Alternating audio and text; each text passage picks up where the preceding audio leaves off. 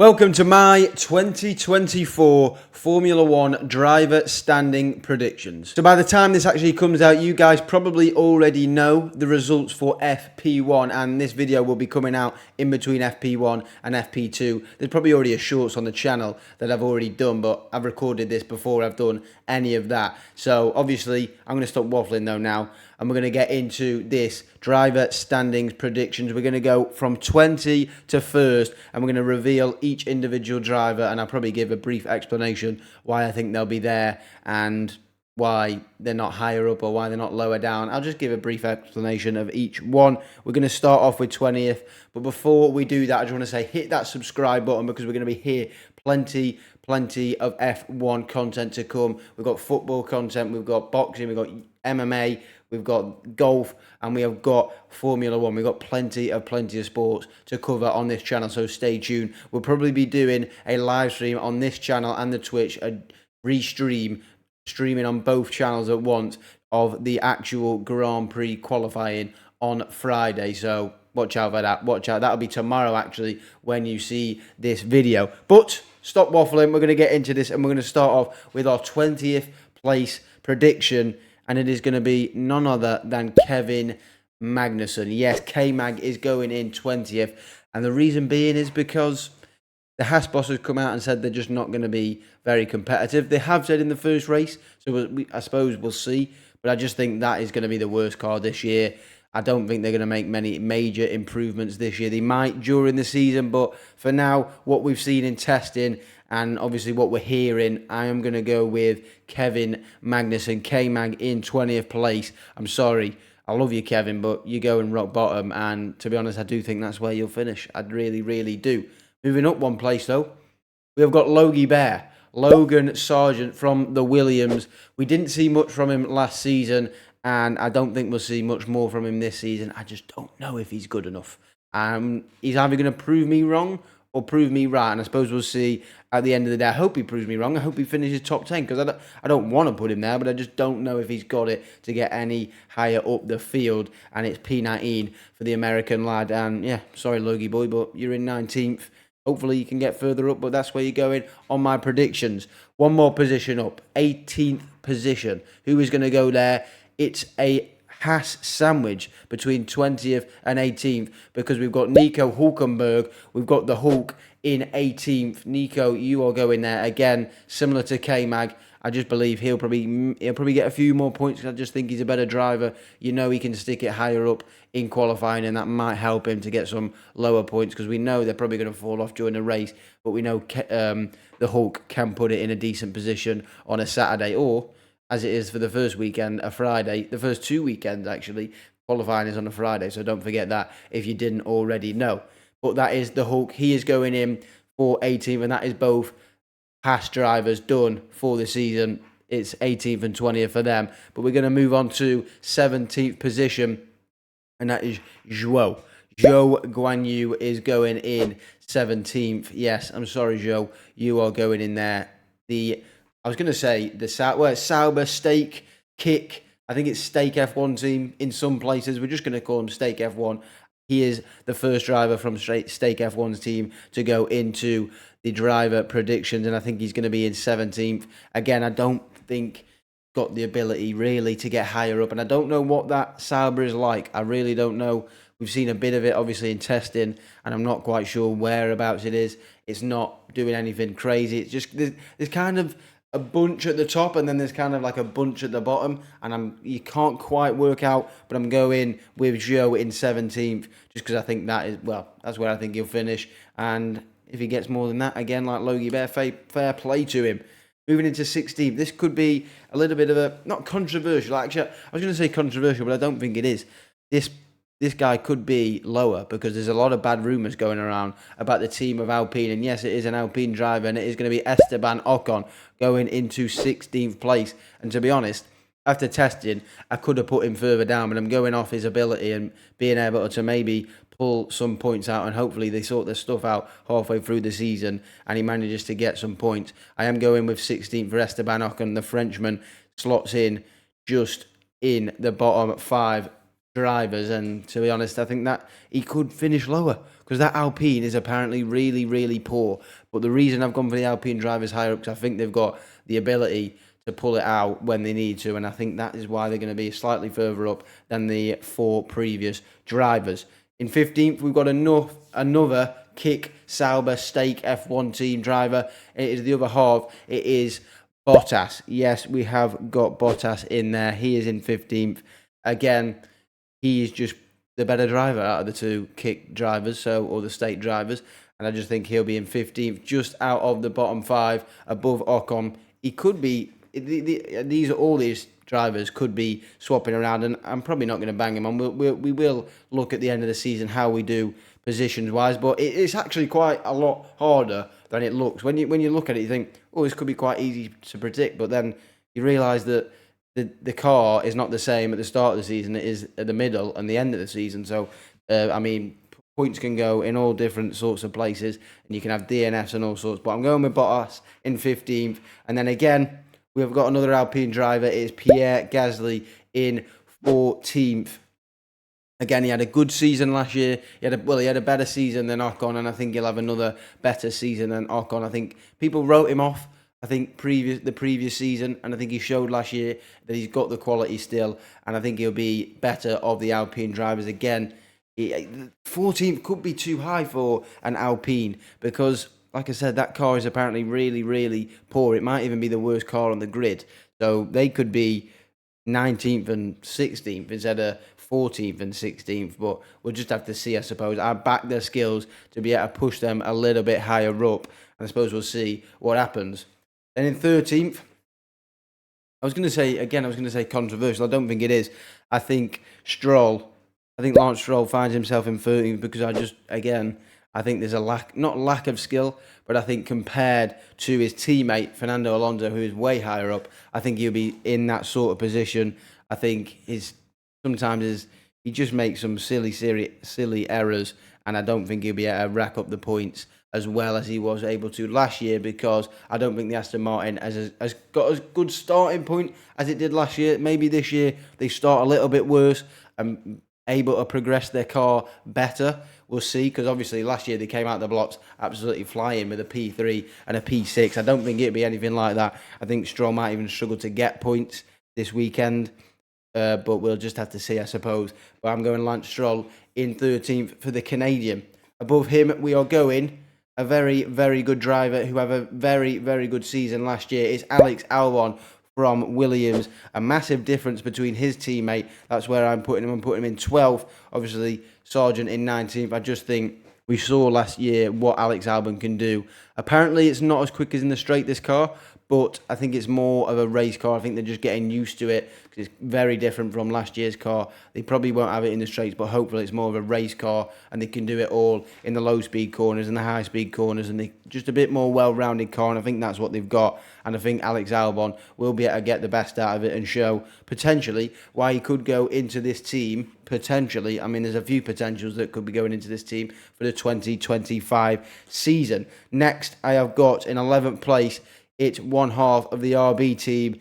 It is Yuki Tsunoda. I am going Yuki Tsunoda in P11. I think that's where he'll finish in the season. I don't think there's going to be much difference, because you'll understand why I say there's not going to be much difference between him and Daniel Ricciardo, because in P10 I have got Daniel Ricciardo. I've got him in 10 and 11. I think their car, I think there's a bunch here. There's RB, and then there's like the top teams like McLaren, Aston, Mercedes, Ferrari, Red Bull. And then I think it's RB. And then in another level, it's like Williams. You've got Haas, obviously Stake.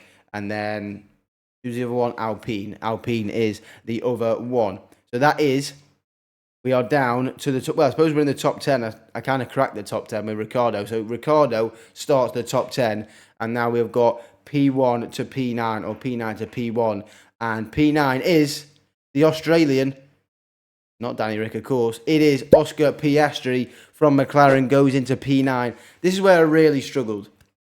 I thought this top 10 was very, very difficult to sort out, because you just see the quality of drivers there, and you're like, this is impossible because you don't really know. I don't know where the teams are exactly. Obviously, you have testing, but you don't know what engine modes are people on.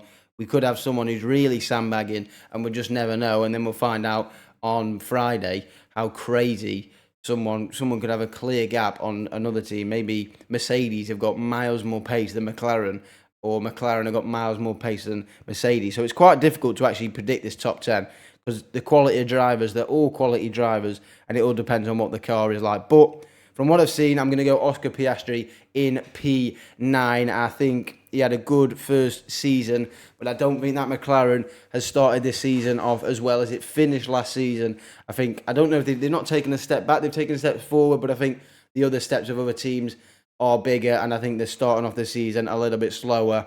And I think it'd be pretty much impossible to do what they did last year and get an extra 1 second of pace in the car in the year. That was mind-blowing what they did last year. I don't think they'll be able to replicate this year, and that's why Oscar Piastri is P9 for me.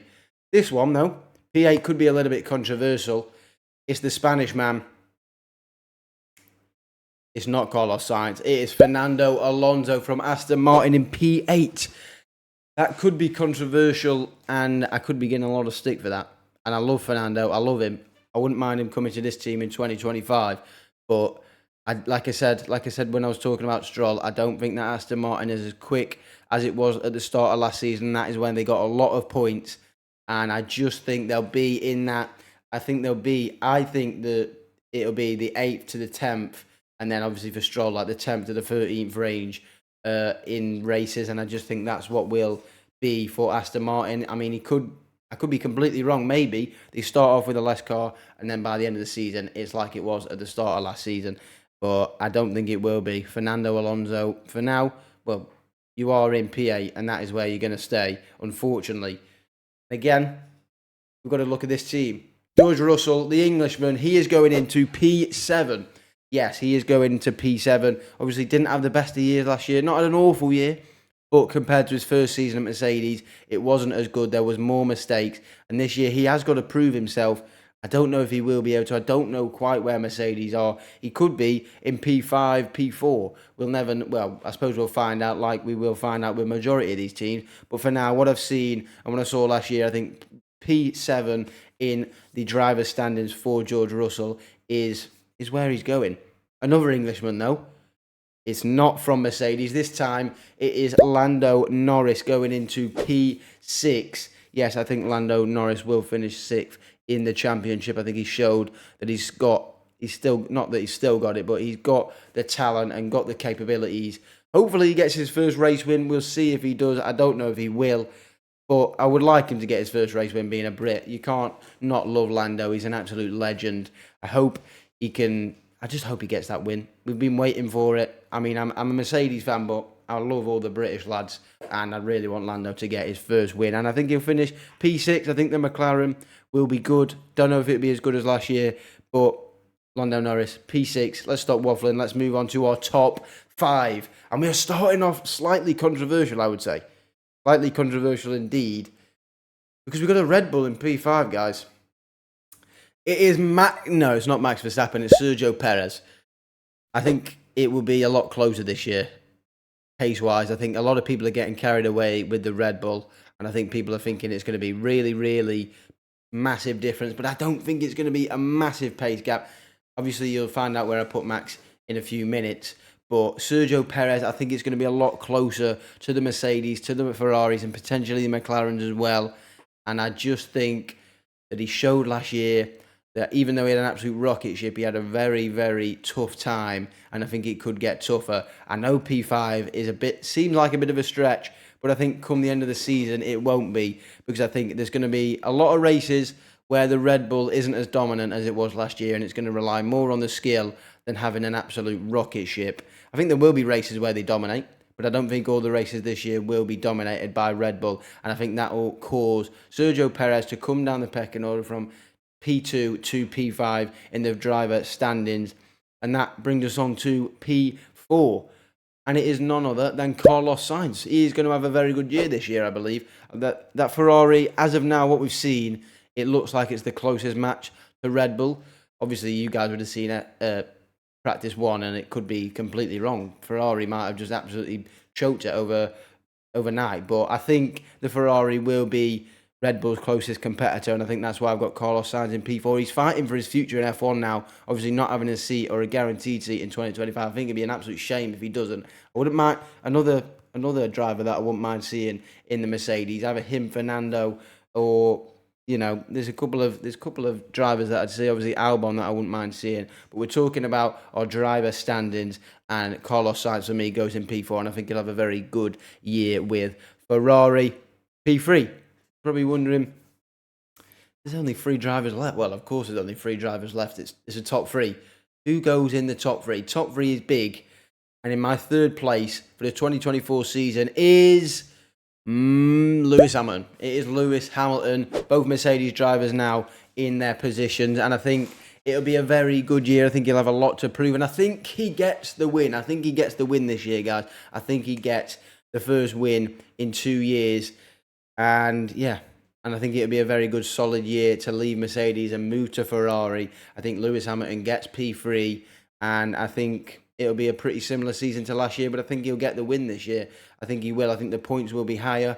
I think it's going to be a lot closer, and I'm excited for it. I'm excited to see what Lewis can do in his final year with Mercedes. Bit emotional, but it will be emotional. We might have to go on loan for the 2025 season, you know what I mean? But seriously, I think Lewis Hamilton will finish 3rd, and then we've got to go to the top 2. And I suppose I'll start with P1, because if I go P2, you know who's in first position. And my first position for the 2024 driver standings is Max Verstappen. Yeah, Max Verstappen is going to win it again. He is going to win it again, and he'll probably win a lot of races again. Yeah.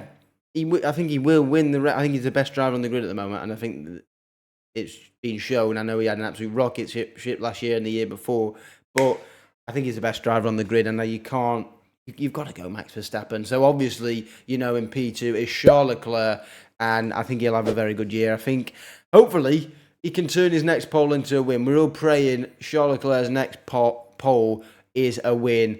But you just never know when you've got someone like Max Verstappen behind you. But I do think Max Verstappen will win the 2024 season and make him a 4-time world champion. 4-time world champion.